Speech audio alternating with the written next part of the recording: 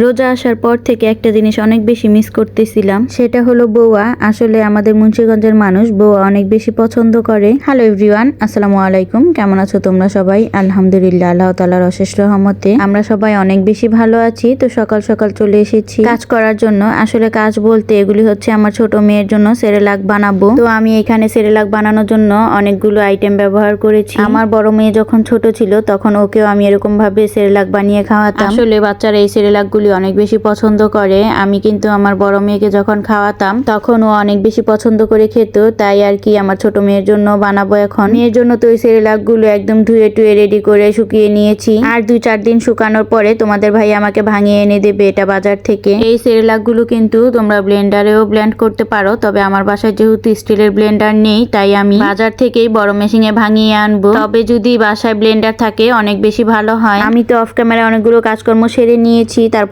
চলে এসেছি রান্না করার জন্য। প্রথমেই আমি ভাত রান্না করে নিয়েছি, তারপর আজকে তোমাদের ভাইয়া বলেছে ভুনা খিচুড়ি খাবে, তার জন্য আবার ভুনা খিচুড়ি রান্না করতে হবে। তাই এখন আবার ভুনা খিচুড়িটা রান্না করে নিচ্ছি। ভুনা খিচুড়িটা রান্না করার জন্য এখানে আমি একটা পাতিল বসিয়ে দিয়েছি।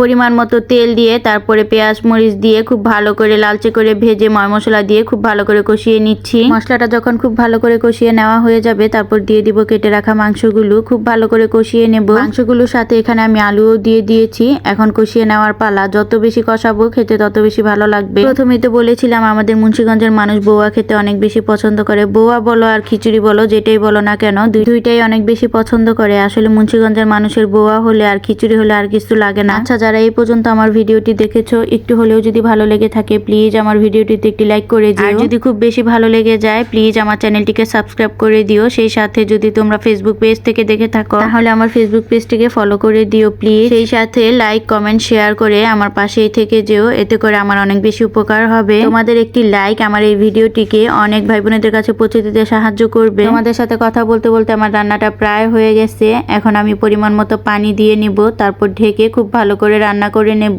তোমরা কারা কারা আমাদের মতো এরকম খিচুড়ি বা বউয়া লাভার আসো প্লিজ ছোট্ট একটি কমেন্ট করে জানিয়ে দিও, এতে করে আমি অনেক বেশি খুশি হব। বউয়া বলো বা খিচুড়ি বলো, যেটাই বলো না কেন, আমি কিন্তু ভর্তা ছাড়া একেবারেই খেতে পারি না। বউয়া আর খিচুড়ি যেটাই আমি রান্না করি না কেন ভর্তা কিন্তু আমার লাগবেই, সেজন্য আমি ভর্তার আইটেমও করে নিচ্ছি। যদিও ছোট বাবু নিয়ে একা একা অনেক বেশি ভর্তার আইটেম করতে পারবো না, তাই শুধু কালো জিরা ভর্তা করে নেব। আমার কিন্তু কালো জিরা ভর্তা বেশ পছন্দ, আমি অনেক বেশি পছন্দ করি কালো জিরা ভর্তা। ভাতে হোক বা বউয়াতে হোক, যেটাই হোক না কেন কালো জিরা ভর্তা আমার কাছে অনেক বেশি বেস্ট লাগে।